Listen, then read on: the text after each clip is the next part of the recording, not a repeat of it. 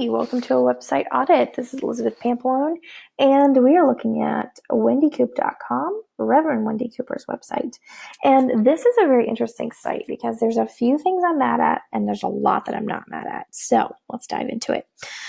The first thing I will say is that the menu is so tiny. Look how tiny it is. I'm going to try and highlight it. There it is. Look how tiny it is. It's like a baby menu.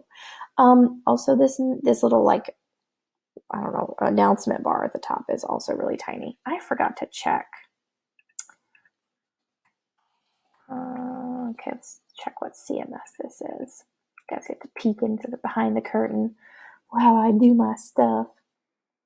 WordPress. Okay, I was thinking it was probably WordPress.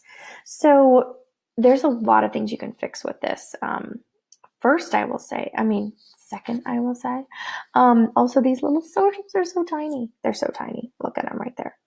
I don't like it when the menus are above the logo. That's a little weird. It's not familiar. It's not comfortable for the viewer when they're looking at the website. Let's see what else. Oh, yes. The branding is spot on. She's using the same colors throughout the whole site. If you watch, I'll scroll down, you'll see, except for one place. I say that and then I notice it. This blue is everywhere, and it's the same blue as far as I can tell. I'd have to look at the actual color to find out, but in the code, but it looks like the same blue. This booking image, that is where we differ on this color, because that is not the same blue that is in this button right here, right? So we need to make sure we're more consistent on that. And I see here where it says booking, this looks more like this. This looks more like this, but it looks less like this. So it really come down to the code. Let's just look at the code for a second and see what number we're using here. So this is 55C7CF, and let's look at this button. And this is a totally different blue, 15BCDE. So watch those colors. I was so impressed and I was ready to say it, but you have to watch those colors. And then this has a pink. I don't know where that pink comes in. This has a purple. I don't know where that purple comes in. I think you have a blue. I think it's gorgeous. I think it's this blue right here in this button. And I think you should use it on everything. I think maybe you should use this purpley color or maybe this pink color, just one, pick one. And then you have this dark blue. So you'd have three colors. Your bright blue is your standout color. Your light pink, let's say, for your things like let's connect and welcome, but those should be the same. They should not be different.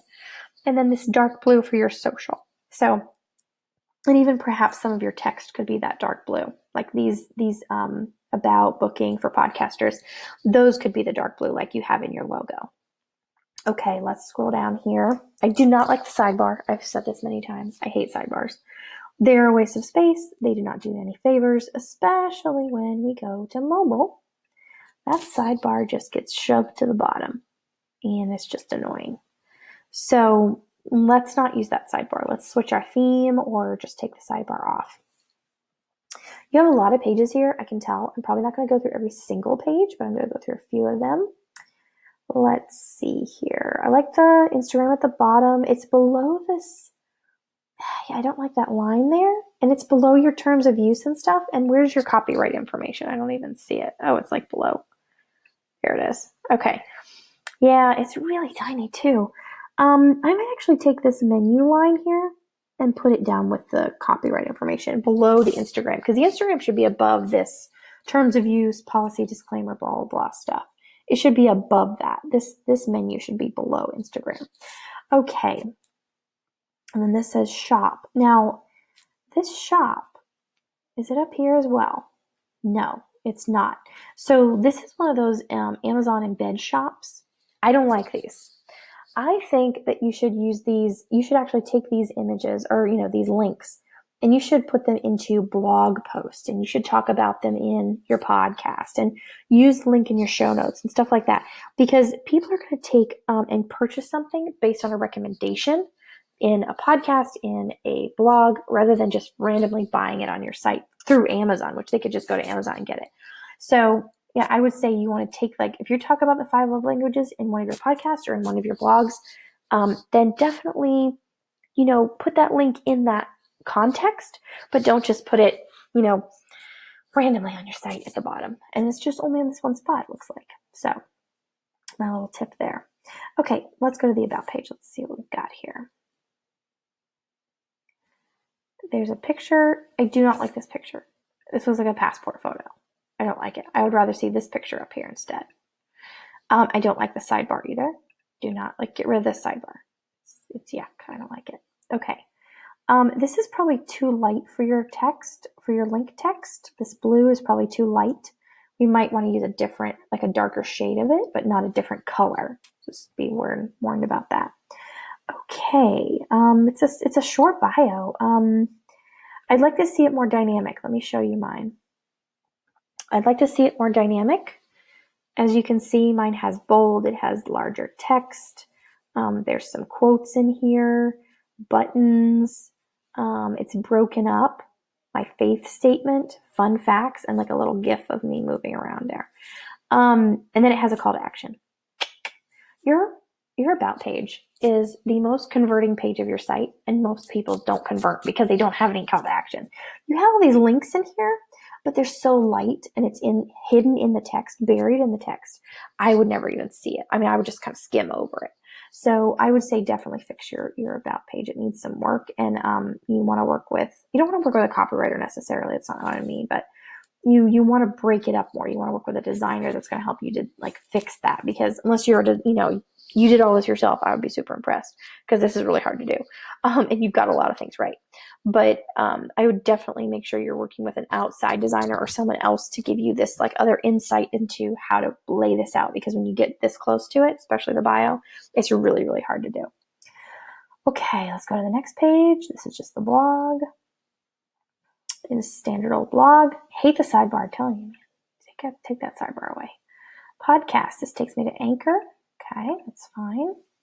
YouTube takes me to YouTube. I don't really need this YouTube link here, because I have YouTube link over here in the social icons.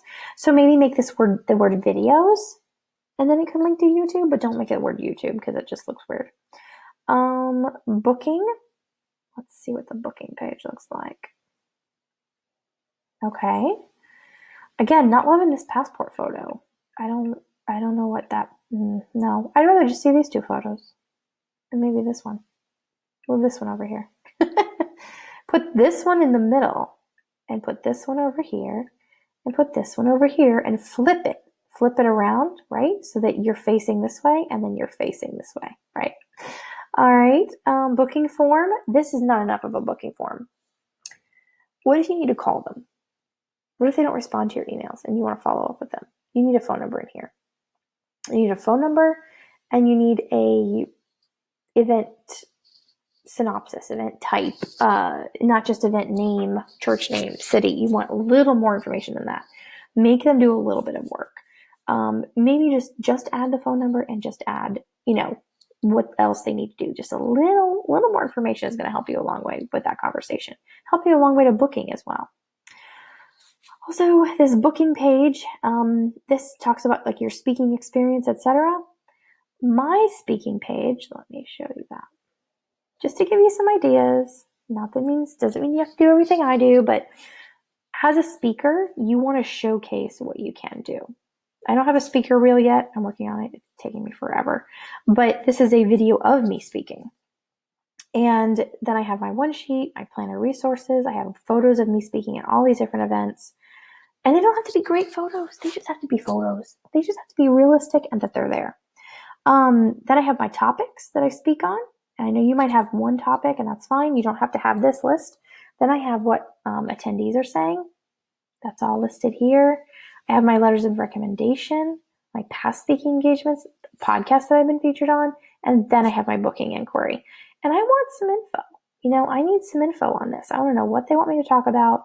I need their cell phone number. I need their contact name, their organization name, the date, the length of the talk, how many people would be attending, all that jazz. I want to know this up front, so when we sit down, this conversation is going to go a lot quicker for them and for me. Okay? All right. That's just more business advice than website advice, but whatever. All right, let's look at this. Travel and Minister Services.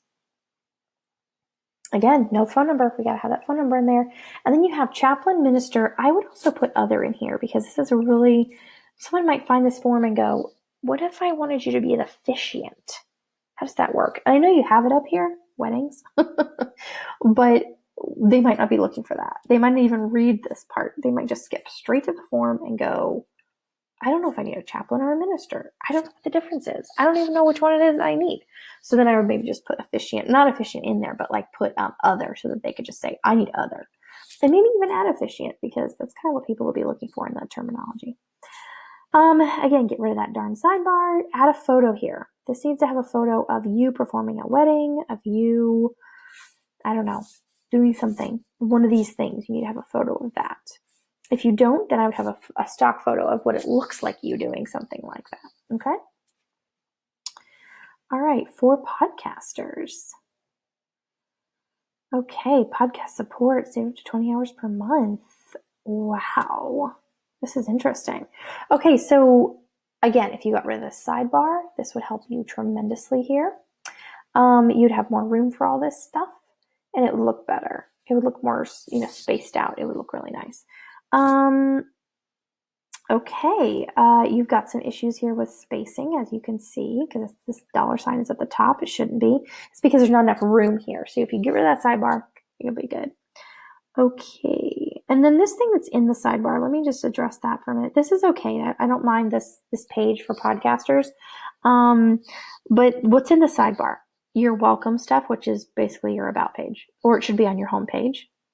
Your Let's Connect, these icons are already up here. You don't need to search because they don't ever work hardly on WordPress. It's really annoying. This 40 days of prayer thing, I'm sure you probably get a lot of these paid for through here. This should be in your footer. It should be so it's on every page. It should be on your home page. Pick somewhere and stick it there.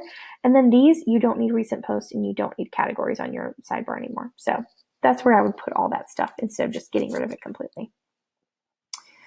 All right, resources. This is just a list of links. I don't like lists of links. Amazon shop, Namecheap domains. I would rather see it something like this. I have a tools and software page. And I tell you why I use these tools and how I use them and what you're going to get if you click on these links. And yes, I know they're affiliates, and I have an affiliate disclaimer down here at the bottom. You absolutely must have an affiliate disclaimer if any of these are affiliate links, like this one or this one. And if you're not being an affiliate with these, you definitely need to be, because SiteGround pays you $50 for every site that you sign up. So definitely consider that. And I would make this a little more dynamic, and I would maybe make it similar to this, right? Okay. Okay, let's go to the last page, contact. Again, no phone number. We really need that phone number in there. So add that phone number in, and I think you'll be golden. So I hope this has helped you. My name is Elizabeth Pampalone, and I build websites in one day and blogs in one day and membership sites in one day. Did I mention that yet? Membership sites in one day. Yeah. So if you're looking for something like that, or you'd like me to audit your website, I do that for free. The other stuff I don't do for free, but this I do for free. So if you'd like me to tear up your website, Gordon Ramsay style, let me know. I'm pretty brutal. I'm pretty honest. I don't want to make you cry. I just want to make you better. So put your name and your email, and your website in here in this form, and I will get back with you on it and send you a video just like this one. My name is Elizabeth Pampalone, and I am a website designer who loves my job. Thank you for watching, and